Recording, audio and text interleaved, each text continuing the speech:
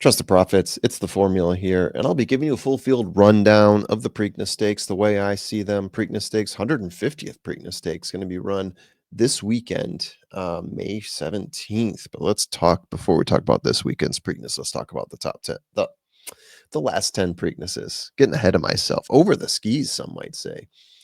Yeah, we look at the last 10 Preaknesses. The last 5 have not been won not just by the Kentucky Derby winner, but by a Kentucky Derby horse. So let's throw out 2020, right? There was an Oaks horse in that race, but that's the weird year.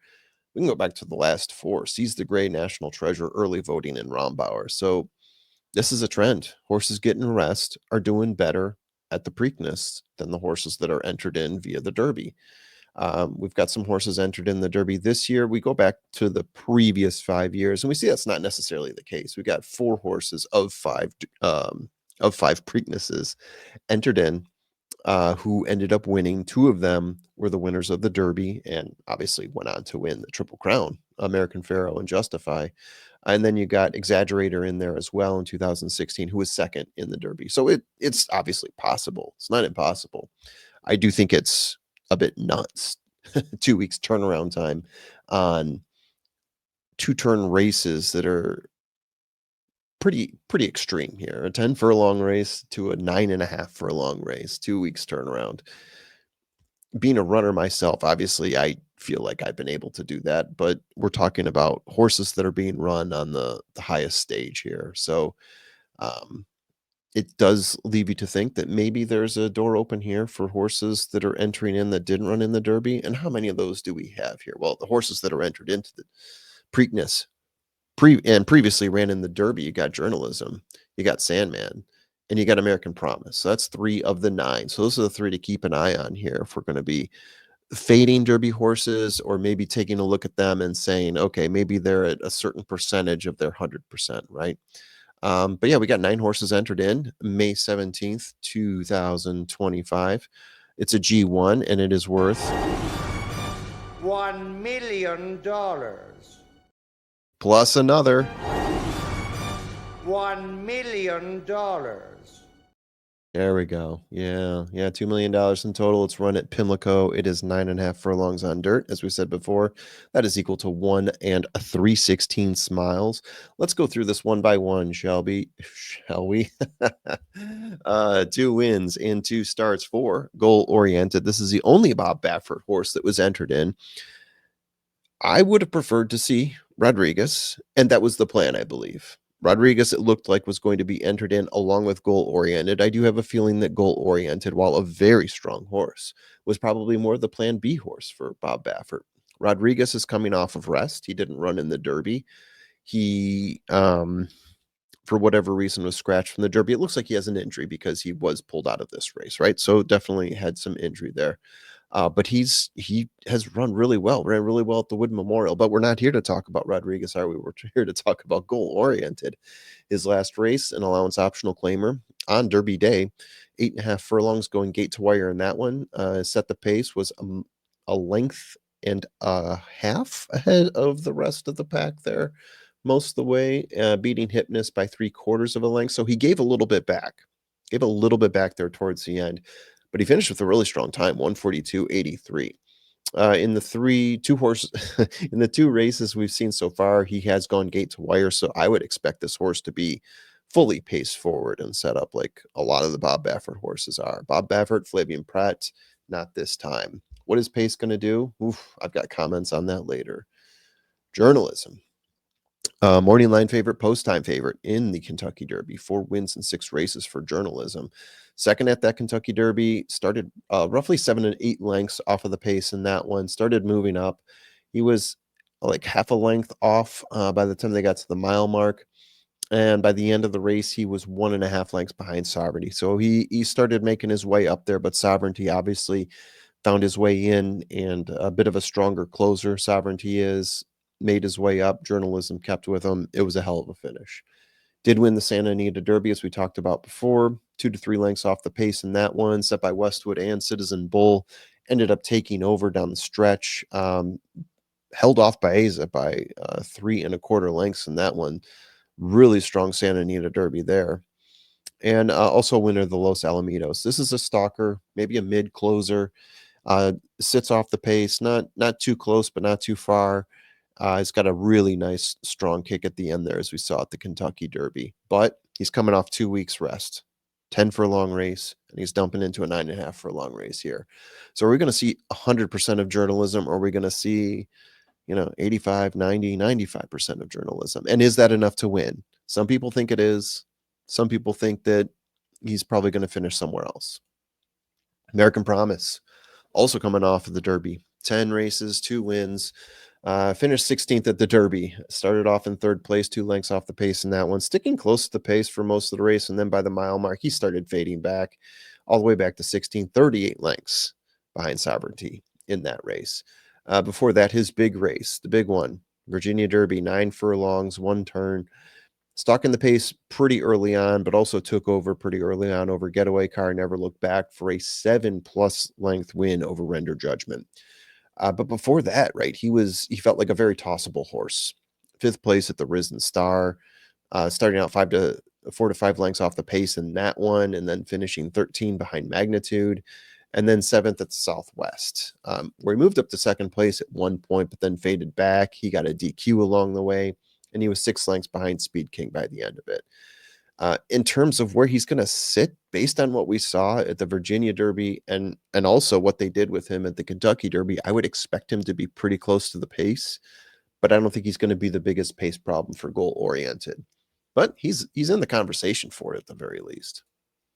Heart of Honor, probably the horse that we know the least about. I first watched Heart of Honor when he was running in the UAE Derby against Admire Daytona. Looked pretty strong in that one. Against Admire Daytona, who didn't have a solid Derby finish. I'll throw that out there. I understand that. But he Admire Daytona beat him by a head bob. It was anyone's race really by the end there. Admire Daytona just got it in. Before that, he lost closing hard to Galactic Star in the Al Bastakaya. I think I said that right. Losing by less than a length in that one. He got pretty close. I would say he's probably about half a length off in that one. Seems to be a closer to me, which I think sets up well for this race. He's a bit of an outsider. He might be able to take advantage of some things that are going on in this race. Heart of Honor. Pay Billy. We love having a Laurel Park horse enter into Preakness, don't we? 4 wins in 8 races, but never run in a G1, G2, G3. Never run in a graded stakes races. Run in a couple stakes races previously. Federico Tessio stalking the pace early on, taking over at the top of the stretch to beat Just a Fair Shake by 1.5 lengths.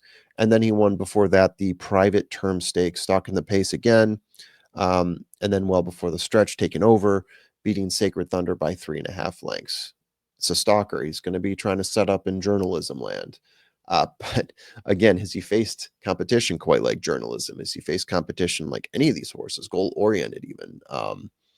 Haven't seen it yet, so he's going to have to significantly class up if he's going to make a mark in the Preakness. Now we're moving on to River Thames. So there was one horse that was entered into the Kentucky Derby from Todd Pletcher, who scratched out Grande. River Thames is the one that we really wanted to see get entered into the Kentucky Derby. I think most of us were watching for River Thames. 2 wins in 4 races, 3rd at the Bluegrass, started off 5 lengths behind that one. But by the end of it, the 2 horses dueling out for first were just 3/4 of a length in front of them. So 3/4 of a length loss to Burnham Square in the Bluegrass Stakes. Nothing to shake a feather at, right? Before that, second in the Fountain of Youth, starting off pretty close to the pace, stalking the pace of Neo Equus in that one. Took over at the top of the stretch, was much the stronger horse. But then Sovereignty, Kentucky Derby winner, took over and beat River Thames by a neck. So he's getting beaten by some pretty strong horses here. If you want to see some stuff on Burnham Square and the raw deal he got at the Kentucky Derby and running into the backside of Admire Daytona, who was checking out early, go ahead and take a look. I think River Thames' losses here have been pretty significant. I mean, he's lost to some really good horses. Todd Pletcher, Irad Ortiz is picking up this mount, and McLean's Music, River Thames. Sandman. Heard a lot about Sandman, heard a lot about connections of Sandman. 3 wins in 9 races, changing to jockeys here from Jose Ortiz to John Velasquez, and we'll get to who Jose is sitting on in a second here. Did finish 7th at the Derby. Fairly respectable. Some of us even crossed him off our list. And yeah, 7th, crossing off the list. No harm, no foul there. But starting off 15 lengths off the pace, moving up, 4 lengths off at one point, faded back, 12 lengths behind Sovereignty by the end of it. 7th at the Derby isn't horrible. 19 horses in the race this current year, so he's in the upper half at least. Winner at the Arkansas Derby before that, starting off 8 to 13 lengths behind, depending on what point you look at the race. Bounced back and forth there, and then moved up to take the lead by the stretch and beat Publisher by 2.5 lengths by the end there.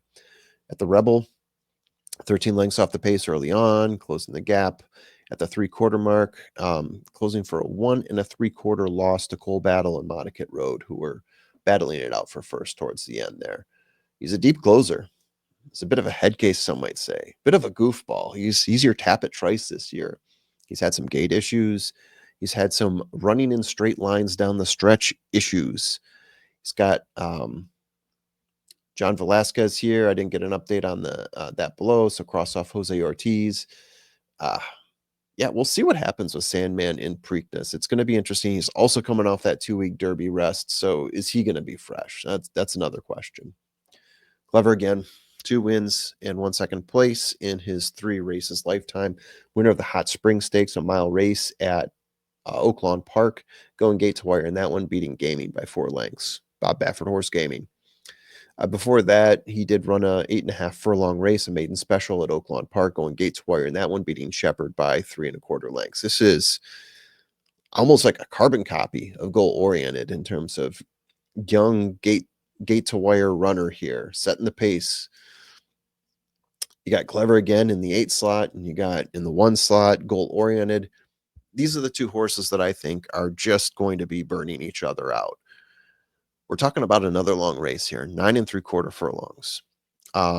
If they set this pace early on, they get into a duel and they try to win that first half of the race, they're going to be really fading back, and it's going to open the door for stalkers, maybe even more so closers if the stalkers are getting too close to the pace. So I'm really interested to see what the game plan is here. Jose Ortiz picking up this mount. And then you got Flavian Pratt on the other mount. These are 2 smart jockeys. So what's going to happen here with these 2 horses? I think it's going to be hot. And then finally, we got Gosger. 2 wins, 1 second place in 3 races for the Brendan Walsh horse. Louis Saez on the mount, Nyquist the sire. And that is a jockey switch. So Irad is moving on to River Thames. Louis Saez picks up the mount here. With Irad, winner of the Lexington Stakes, stalking the pace early on, winning down the stretch for a 2-length win over Bracket Buster. And as I mentioned here, he is a stalker. So in summary, what do we got here? River Thames is my safe pick, only because Journalism is coming off that 2-week rest. Journalism is the best horse in this race, bar none. All things being equal, but not all things are equal. Journalism is going off 2 weeks rest of a 10 furlong race. We haven't seen River Thames since, oh man, it's been a while, 6 weeks. He's been on a good rest, right? So yeah, I'm giving the edge to River Thames here, knowing that he's getting Journalism probably not at his best. After that, I'm taking a risk on the horse shipping over from UAE, Heart of Honor. I'm just saying that because that's a strong value play here. It's a horse that hasn't been out of the money from what I can see. He's running some pretty big races. Granted, he ran against Admire Daytona, and Admire Daytona did not end up looking like, the strongest of the Japanese horses. But at the same time, he's running a couple other races as well. He's got a good close, and I think the pace sets up for him nicely. So there's an advantage there potentially for Heart of Honor. So I'm throwing him in there as my value play. So if I'm going to set up a key, I've got River Thames. Still got to throw in Journalism. I mean, Journalism is still a threat to win. Let's be honest here. There's some people saying Journalism wins 2 weeks or not. But I got Journalism in there as well because you have to. Heart of Honor and Gosger, the horse we just talked about who won Lexington. I think he's got a real shot in this as well to at least hit the board. So there you have it. My thoughts on Preakness. Let me know what you think in the comments, and have a lovely day.